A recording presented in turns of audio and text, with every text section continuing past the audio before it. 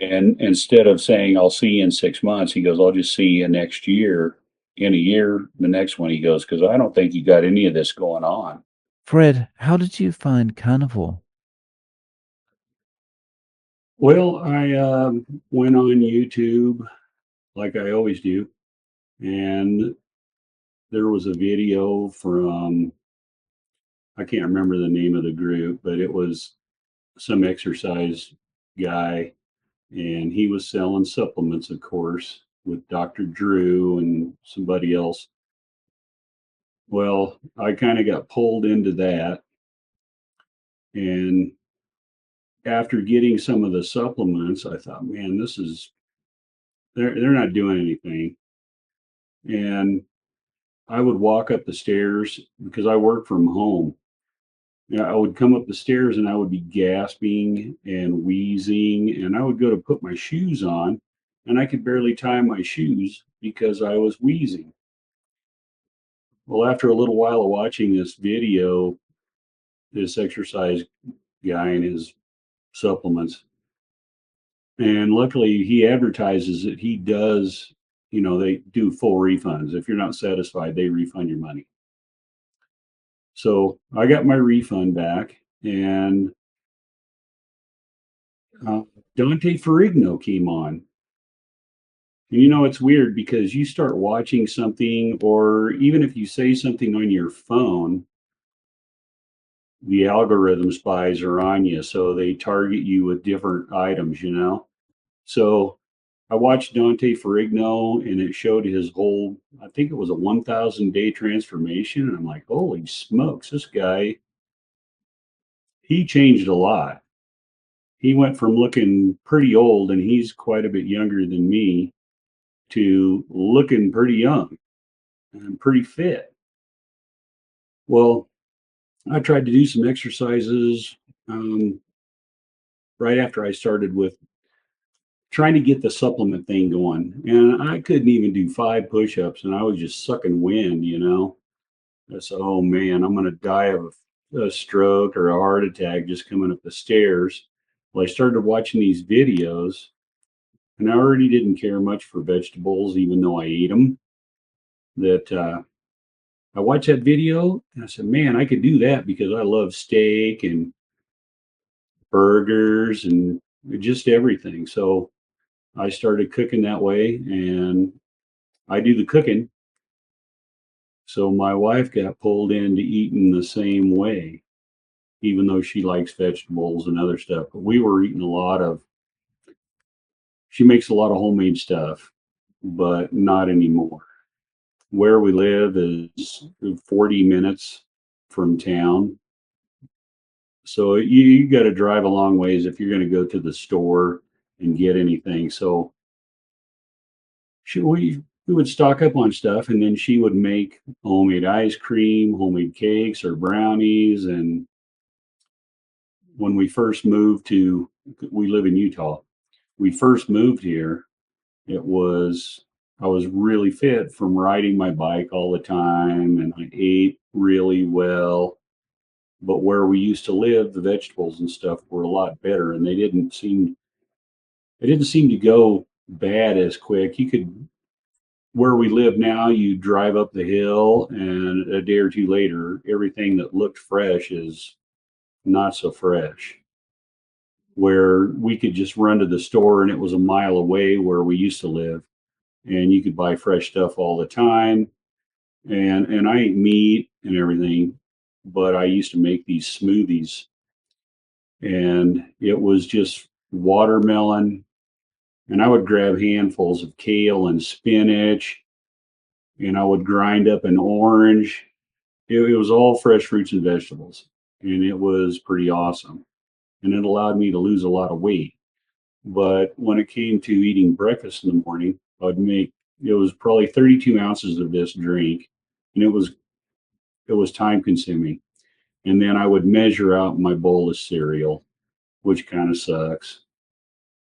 And yeah, that was about it for that. And then we moved to where we're living now, to the state. And yeah, Utah's a pretty neat based state. And there's a lot of farms, even though we're 40 minutes from town, the area of St. George, there's a lot of ranches. And a lot of these people, they grow their own alfalfa. So their cattle, they take care of their cattle. And right down the street from where I live now, about 100 yards, there's a huge meadow, and the cattle just graze around out there in their grass, and along with the deer. And we got some turkeys and stuff that come around once in a while. But after going from 178 to 260 pounds in almost 7 years, and thinking I'm going to keel over any minute going up and down the stairs from work, I said, you know what? I got to do something, or it's going to kill me. And I seen how fast some of these folks have dropped weight. And as soon as I started eating this way, I noticed the inflammation started coming down on my feet and my legs, because I got to where I don't know. You ever walk outside and you see somebody in shorts, and an older person, like older than me in their 70s. You go, man, their feet and their legs are all swollen up, and their their socks look like they're strangling their ankles. Well, that's where I was getting, because I have a job where I work from home, and I sit all day. So my rear end gets a lot of exercise just sitting, holding down the chair. But then at the end of the day, when you go to get up, you go, holy smokes, my feet are swollen, my ankles are all puffy. So it was March 2nd when I weighed in on my scale at 260.2, and then my lowest so far since March 2nd was 221 even. But then it's been kind of fluctuating the last couple of days. But I eat the same thing every day. I get up in the morning and make 10 eggs for breakfast with bacon. That's what my wife and I have for breakfast. And I make coffee. I don't put anything in the coffee, hot and black. And then it's really strange, because the last few days I haven't been hungry at lunch, so I haven't been eating lunch. I don't know, you get used to eating certain things, and then you get bored, and then all of a sudden your mind says you're hungry. But since I've been eating this way, I'm not getting hungry at lunch. It's not until much later in the day, when it's getting close to quitting time, to where I can get out and make something on the grill. And I usually cook everything on the grill. Even in the wintertime, I'm out there freezing my rear end off, because it's 20 or 10 below, and I got the grill fired up, and I'll cook something out there then. So it's been pretty awesome. Wow, nice. So that's nearly 40 pounds. That's awesome. In what, 3 months? Yeah, It's it was nice three work. months exactly on the 2nd of June. Mm, But I don't that's know how awesome. much it's water weight gain, because my feet and ankles were so big. And I would have a hard time putting my shoes on. I'm thinking I'm turning into one of those old fat guys. It was pretty bad. It was embarrassing. My shirts were, the buttons were screaming on my extra large shirts, like, holy crap, I'm going to have to get double XLs. And I already had was pretty snug buttoning your 38s. So now they're getting to where they're almost getting loose, but I don't know how long it's going to take for the distended stomach, even though the fat is starting to shrink around there, and my shirts aren't bulging on the sides. And now you can look down and actually see your shoes, which is nice. But it took me almost 7 years to get in this sad shape, and I know it's not going to happen in just a couple months. But I feel a lot better. My wife's feeling a lot better. Um, she takes a host of medications, but I'm not taking anything. How you mentioned the wheezing before, if you try to do any kind of exercise, how is that going? I well before I started watching these carnivore videos, I ordered a treadmill, and I got a trainer that I got my bike hooked to, and I used to ride that a lot. But my stomach got so big that when you're leaned over on your road bike, it's like compressing your lungs, and you go, "Oh man, I'm going to keel over on my bike." So it took a long time for the treadmill to show up. And then finally, when it did show up, I'm already started eating this way, and started losing some weight. So then I could get on the treadmill, and where I have it set up, I can look out the window, open the window, and I can, you know, see what's going on outside while I'm doing that.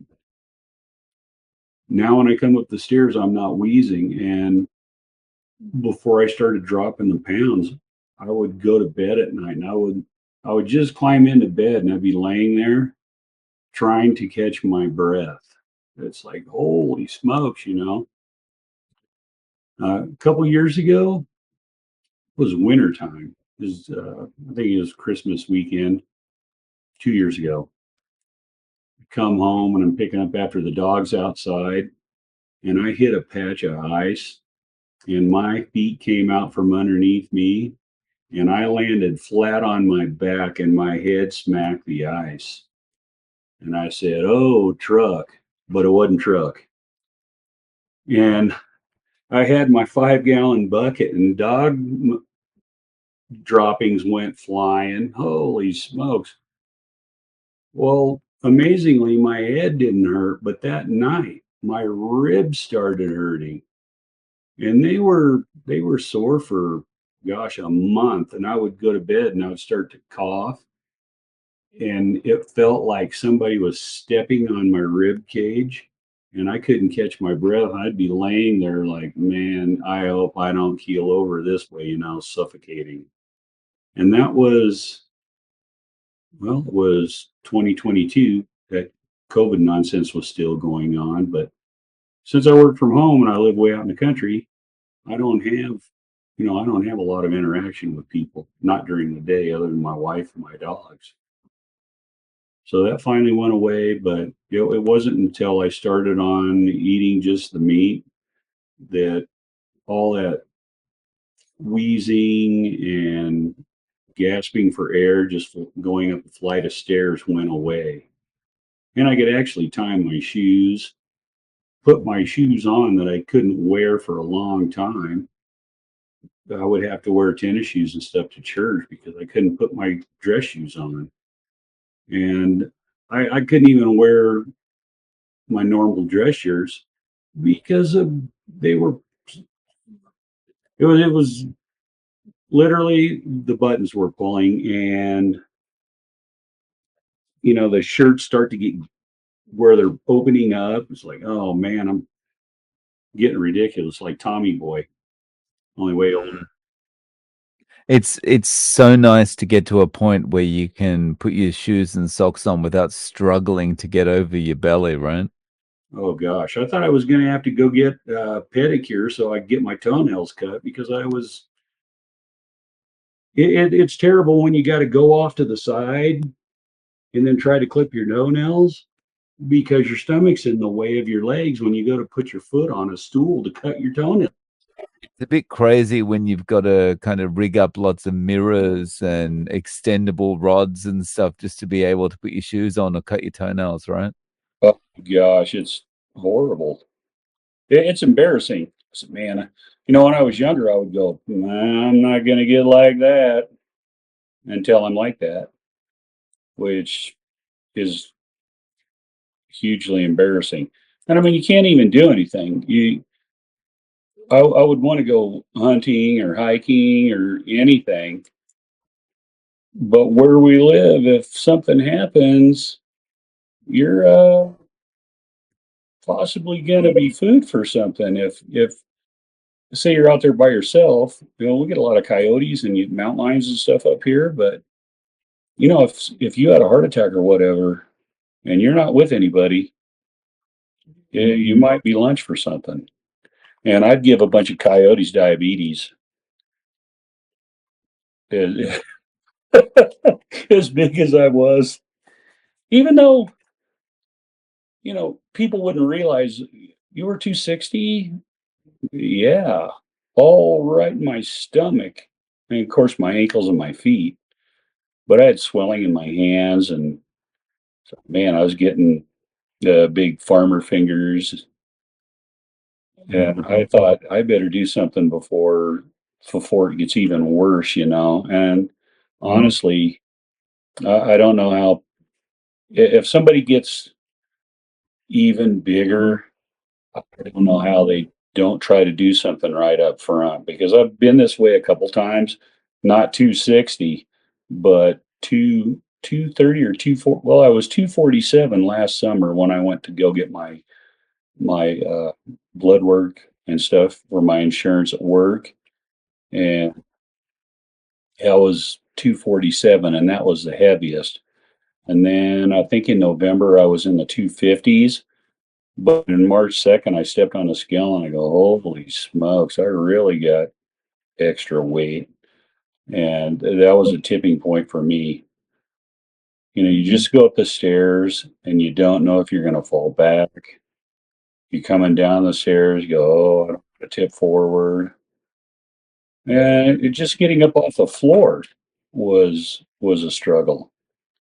And 260 is not that heavy when you compare it to some of the people you see. So I don't know how they do it, but I couldn't take it anymore. That was just it for me. Mm. So it was off to the races with the steaks. Yeah. It's it, it really starts to feel like something's got to change once the kind of the normal everyday things become a chore, right? Like you say, walking up the stairs or just moving about or just lying down, you know. It was pretty bad. I mean, I'm living maybe 150 yards from. We got a post office box and a volunteer fire department over by where we live, and I'm about 150 yards from there. I would want to take my truck to go get the mail. I didn't want to walk over there. I got a slight grade going up and then a slight grade going over to the mailboxes. But I didn't want to walk over there and then have to walk back. I just tired and gassed. And I bought a blood pressure monitor, and that thing, for some reason, is still high. So I don't know how long that's going to take to come down. But the doctor tried to get me to go on some type of blood pressure medication when I went last July to the doctor. I says, once you get on that stuff, it's hard to get off, and I'm not, I'm not starting it. You know, I'll just wait, and I'll do something about my weight. And then in March, I'm like, there's only a few more months before I got to go to the doctor again for my work. I better hustle up. And luckily, I seen Dante Ferrigno, and then I seen Dr. Ken Berry. And there's another gentleman that I watch on YouTube that has a gun channel.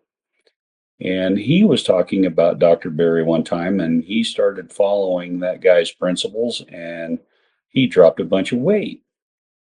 And I didn't think anything of it until I seen the name pop up from watching Dante Ferrigno's video, and then the steak and butter gal, and then Anthony Chafee, and then your video started popping up.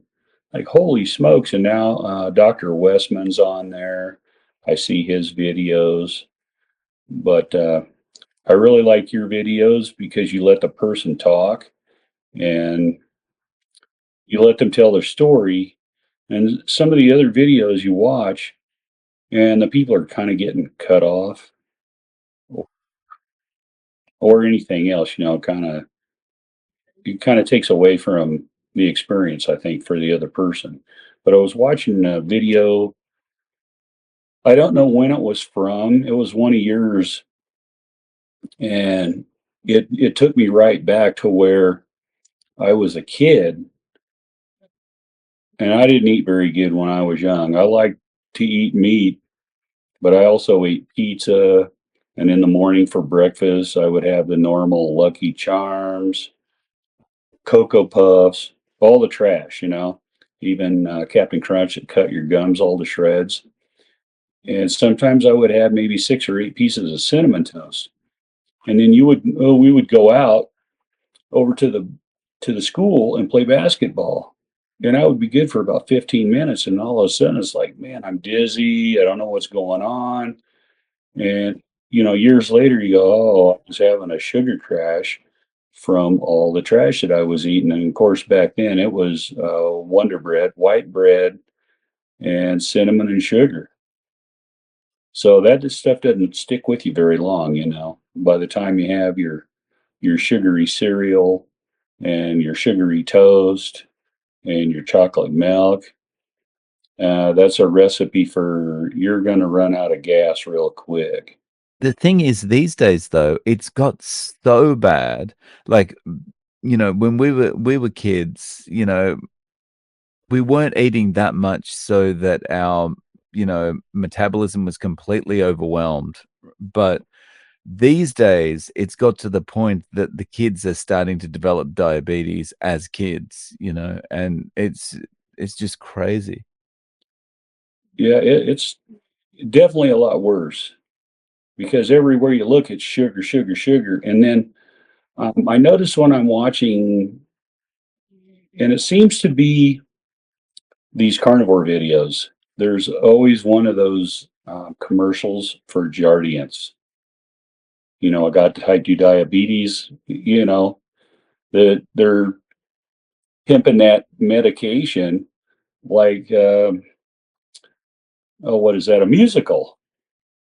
Uh, you stop eating the trash and you won't have to take that medication. So I found it's amazing because I wrote down the stuff that when I went to the doctor last July, and my A1C was only 5.2. Yeah, at 247 pounds, but my triglycerides were 284.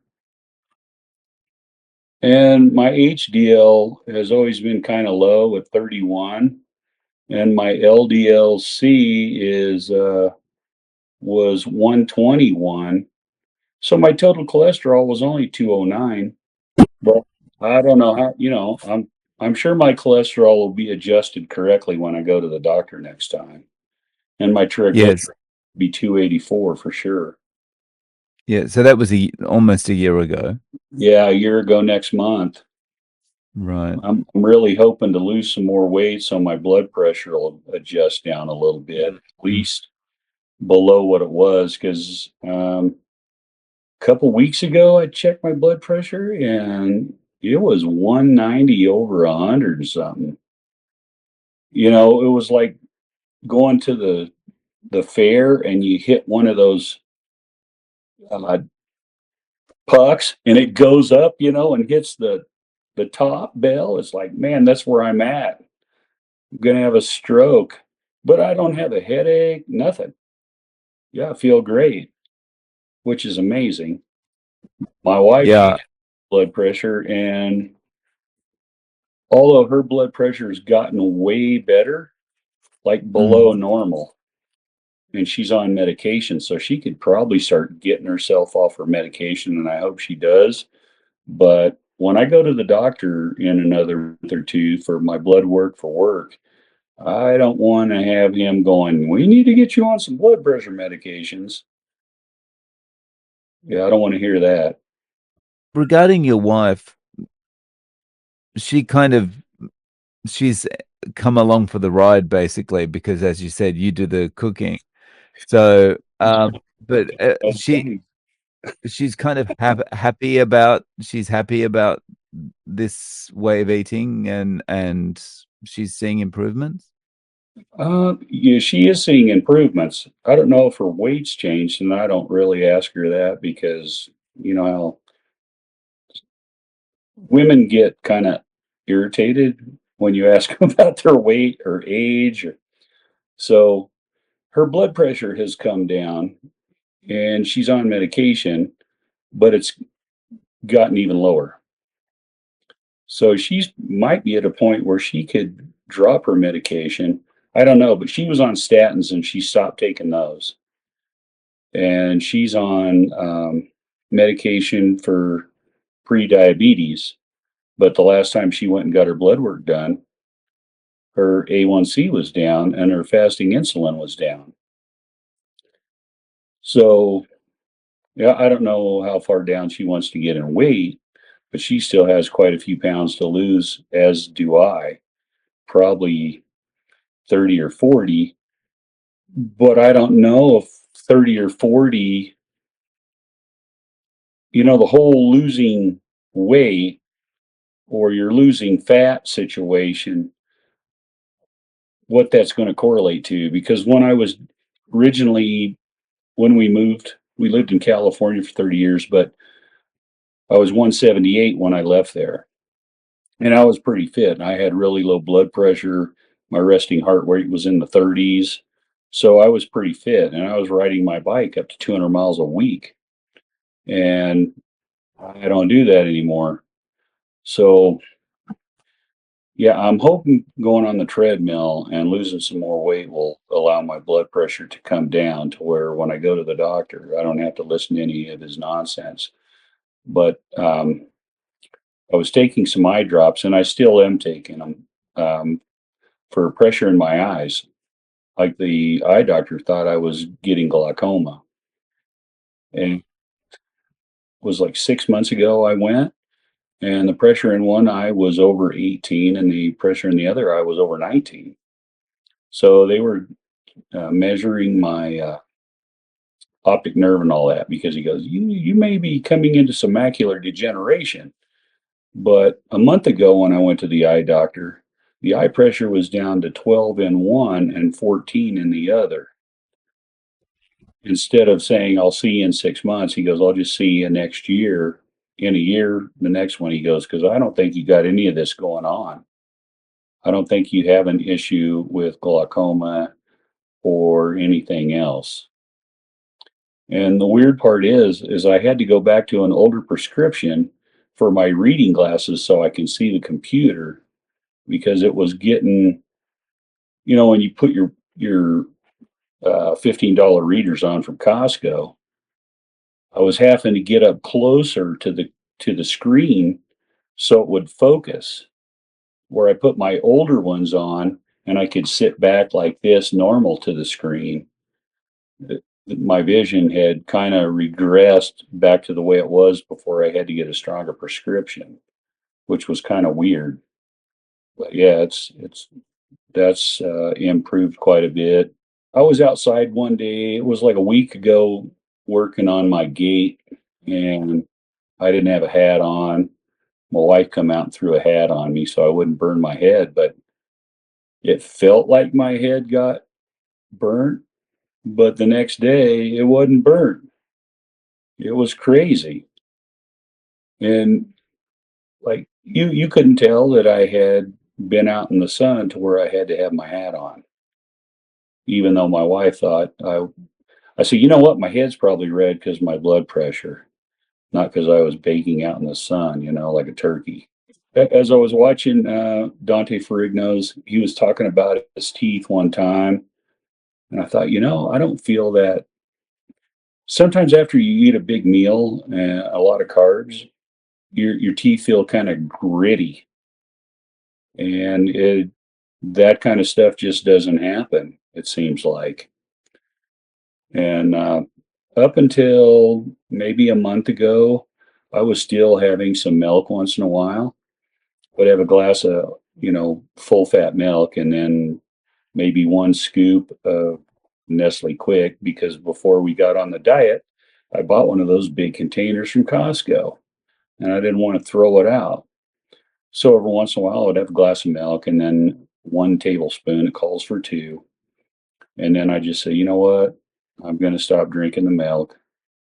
So I'm down to just meat and eggs, butter, and cheese. If I have a hamburger, then I put some cheese on the burger. But Normally, I don't eat just regular cheese as a snack. And then on my wife's birthday, she made a keto. She's got a ketovore uh, cookbook, and she made a keto cheesecake, and it had some berries in it, some type of blackberries.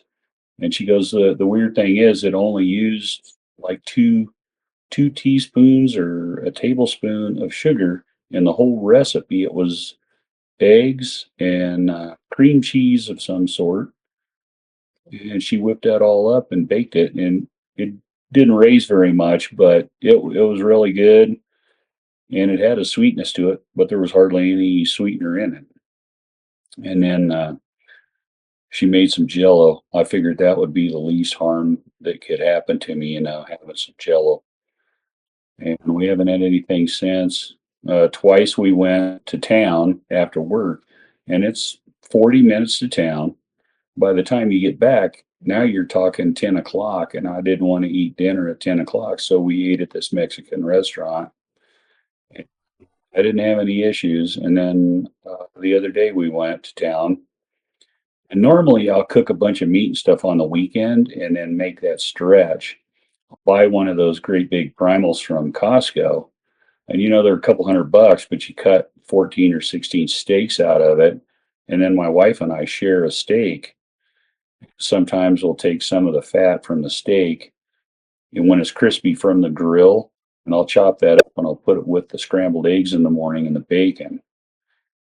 Here recently, we've had some ground bison, and I put maybe a quarter of a pound of that with the bacon and the eggs in the morning and scramble that all up. But yeah, one of those primals will last me about 2 weeks, the way we portion it out. And you hear people go, "Oh man, that's a lot of money," but you're not going out to eat. You're not buying the chips.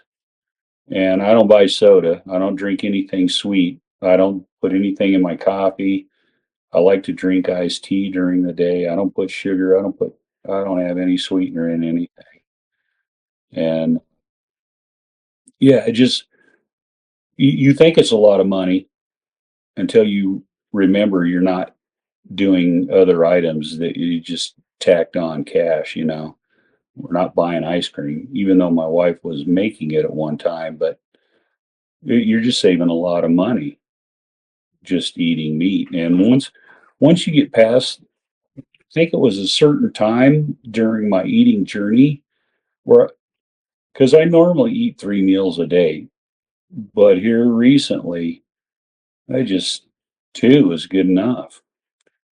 I did manage to squeak a couple burgers in this afternoon though, with a piece of cheese on each of them, and I don't know how much I'll have for dinner. Or maybe I'll scramble up some eggs, but yeah, I was.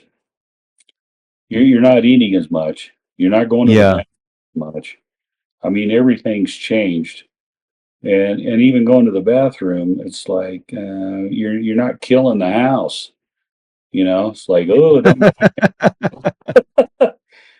I mean, you eat some carbs and a bunch of other trash. You go, oh man, you might you might want to light a match before you go in there. Yeah, it's not like that anymore. You might want to put a canary in there first and see what happens. Oh, how's the bird? Oh, poor bird. Yeah.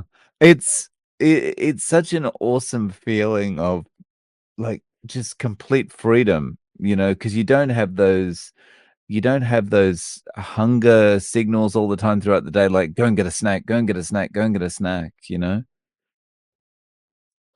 Yeah. Um, I like chips and salsa, and sometimes I'll make my own salsa, even though I haven't made it in a while. So I know exactly what's in it, but now I don't want to make it because I don't want to eat a bunch of corn chips, because you look at a bag and your serving size is like 5 or 6 chips. Who eats 5 or 6 chips? You know, nobody. Yeah. I mean, yeah, the serving sizes are ridiculous, when they just so they can get the numbers down, right? On the nutritional Yeah, you got label. one carb. Well, you got a bite of a chip. And Exactly. we got a whole bunch of stuff. We bought a double pack of pizza one time, and this has been a few months ago, and we had one, but we haven't had the other one since we've been eating this way. I thought, when am I gonna cook that thing? I don't want to throw it in the trash because it was money, you know. Maybe when I get down to a certain weight, I'll be able to pop that in there, and you know what? This will be our treat for a day or two. But I don't see that happening anytime soon just because I'm not where I need to be to where my blood pressure's down. The doctor doesn't scold me. And the last time when I went and they were complaining about my blood pressure, the one of those teledoc nurses called me and she was like, "You're going to have a stroke and you need to get on medication and blah, blah, blah." And I said, "You know what? You don't worry about me. I'll be fine." And she hadn't called me back, so she must have got butt hurt over that deal. But at that time, I would go to get in my truck and I had to lift my left leg to get it over the threshold in the truck. And I don't know what that was from, but I remember one day getting off of work. And as I was walking away from my desk, I thought, man, why is my left leg kind of dragging a little bit? And I hope it was just because things were falling asleep while I was at work, you know. But I haven't had any other issues, even though my blood pressure still rings the bell at the fair. Yeah. So, um, what's for you? This is the way you're going to eat going forward, do you think?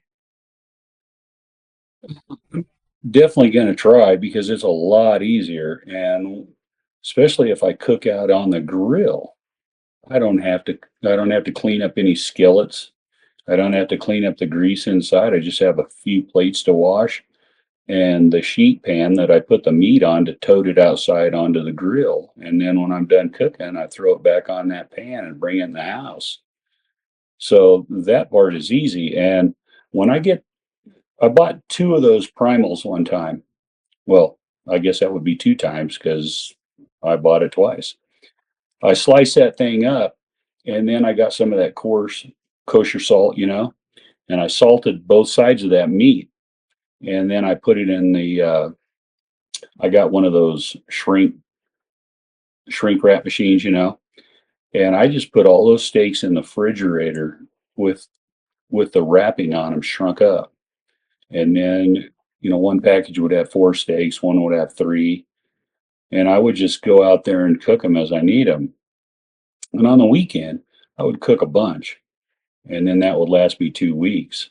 So you're not all you got to do is put it on the plate, cut it up a little bit, and then warm it, and you're good to go. It doesn't take very long. The cleanup's super fast.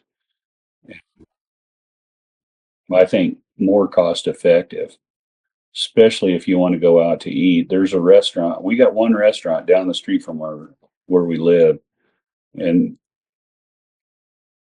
I want to say we're out in the country, which we are, but the community's like 200 people that live here full time, and most of us have half-acre lots. There's some that are on 2-acre lots, but we have one restaurant that's a half mile from our house, but they're only open from April to October. And this year they open late in March and May. So in May to October, that's it. But if you want to go down there for a ribeye, it is $36 for your meal. And that's your steak, your potato, and if you have salad or a cup of soup, and it's 36 bucks. Well, I can go buy an 18 and a half pound ribeye piece that I cut up myself, and it's less than $200. So that's way better. And I don't have to wait in a long line because the lineup there is huge because it's the only game in town, and we got a national park up the street from us. People go camping and fishing, and that restaurant they're open on Friday from 5 to 9, and Saturday from noon to 3 and 5 to 9. It's either that or you drive 40 minutes into town to go find a restaurant that's going to be packed. So it's a lot better. I just pull my Weber out, fire up the coals, throw the steaks on, and I can watch TV outside and sit there and cook and sit there with the dogs. And then they can just beg until I give them some steak. Nice. So if a friend wanted to get started with carnivore, what advice would you give them?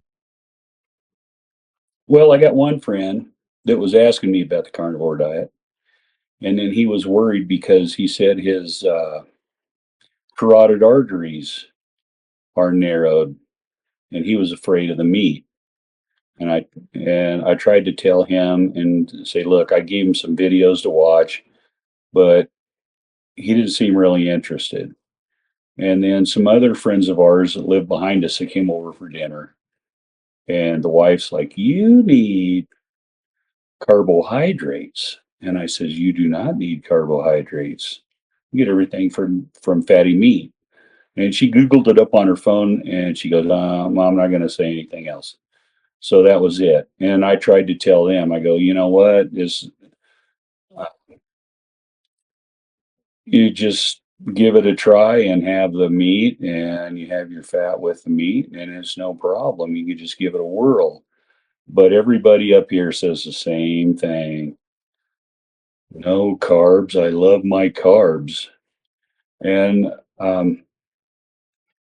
I don't know if you've ever gone to a family gathering or watched a TV show where it's maybe an Italian family and everybody's trying to shove food on your plate and they get their feelings hurt if you don't eat. So, everybody's eating more and more. Well, where we live, we have functions every month and there's always something to eat and desserts are big and people, is that all you're going to eat? And the last couple functions, and I'm not going to the one tonight. They're having they're grilled hamburgers, but um, so yeah, I don't want any of that. And a couple weeks ago, we went to a function, and one of the ladies goes, "You don't eat any vegetables? You don't eat bread?" No. And she just shook her head and turned around and sat down. So the people where we live, they're so engrossed on their meal, and they eat pretty healthy here. But a lot of them, they like to suck up the sweets, the cakes, the pies, the brownies. Um, yeah, it's crazy. So if they ask me, I'll tell them. Yeah, I try to. Hey, this is what's working for me.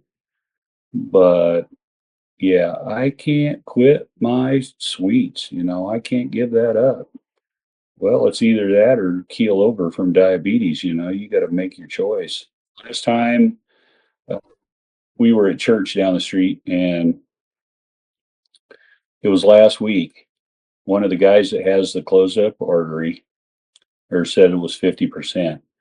He kept kind of looking at me a little strange because he could tell my shirts weren't bulging in spots where they shouldn't be bulging anymore. So, well, you can do the same thing, buddy. Just got to commit. Yeah, I think, yeah, it's just got to be at a point where you think, well, I've tried everything else, nothing else is working. I've got to, I'm going to give it a go, right? Yeah, basically. I mean, you can either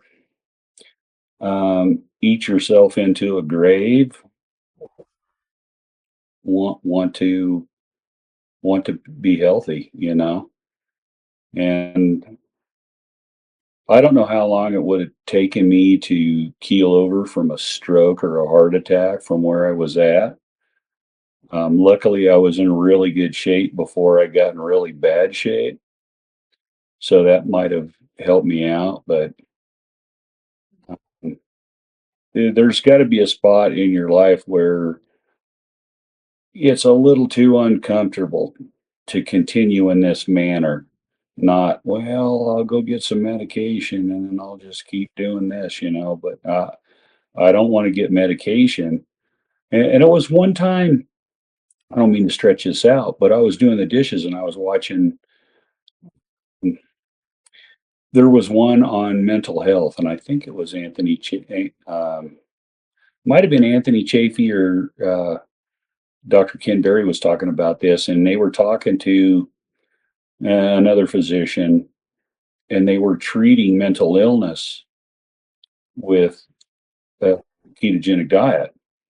And my mom suffered from mental illness up her whole life until she passed away. And my mother-in-law, she died from complications of diabetes. My brother-in-law, my wife's younger brother, passed away from complications of diabetes.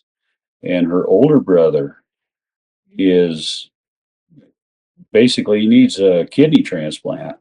And he called his sister for a kidney. And I says, if you're in the same shape as them, you can't be giving up any kidneys because you might need them, later. So yeah, I got kind of choked up thinking about all that. You know what? If our family would have known that they could do this and not just take a bunch of medications all the time, your mom might still be alive. My mom might be alive. Your brothers, you know. So yeah, it's kind of a hard pill to swallow when you realize all the stuff that this thing helps just by getting rid of carbs. Whether you're eating salads, I don't know who can eat enough salads and all that to sustain themselves, but getting rid of the unnecessary carbs and sweets, that is job number one. Getting rid of the garbage in your life, garbage, and then yeah, getting healthy. So Yeah. Yeah, garbage is a very good way of describing it. yeah. Yeah. So Fred, if people want to reach out to you, do you have any social media? Do you have a YouTube or anything like that? No, I watch YouTube, but I don't have any Instagram or any of that. Usually, if you have an Instagram account or something else, you end up getting a bunch of political stuff.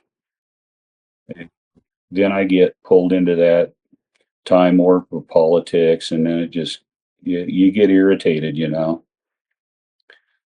But on that note, I will say that um, you hear rumblings about like Bill Gates and there were some other billionaires. They buy up farmland all across the United States. And I don't know how true that is, but those are the same people that are pushing these vegan diets.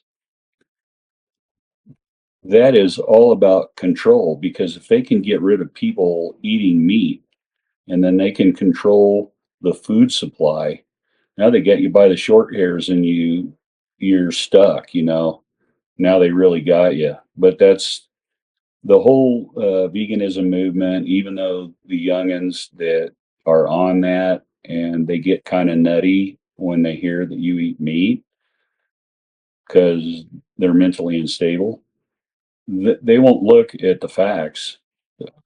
This might be why they're trying to push this so they can control everything, you know?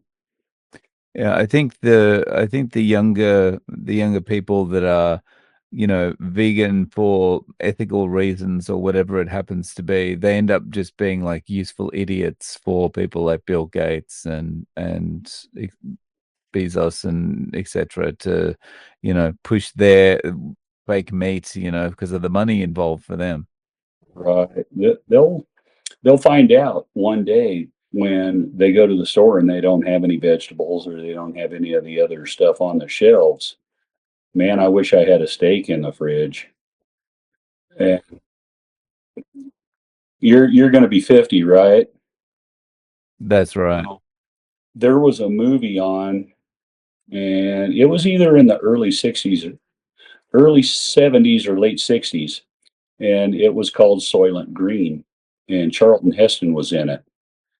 And he came home and he threw a steak on, but everybody was eating this stuff called Soylent Green, and he was trying to investigate. I think he was with the police or something. Well, he's trying to investigate this stuff, and he finds out that these trash trucks, they're hauling these bodies, and they're hauling these bodies to a processing plant because they were turning the human bodies into food, and that's what they were feeding everybody. But he was eating steaks, and that was like a big deal. But it's an old show, and it's pretty good. Soylent Green. And, Wow. and during the movie, he yells out, "Soylent Green is people." So that's what these idiots might be eating someday. They'll think they're eating their vegan diet, but it'll be their neighbor that passed away. Oh my goodness. Um, yeah, well, interesting to hear about that movie. I'd heard the name, but I didn't know what it was about. So I'll have to check that out. Fred, thank you so much for coming on and sharing your story. I really appreciate your time. Well, I appreciate your time and I appreciate your videos. It's amazing, and I like how you interact with the guest. And I can hardly wait for the next one. I've watched several today.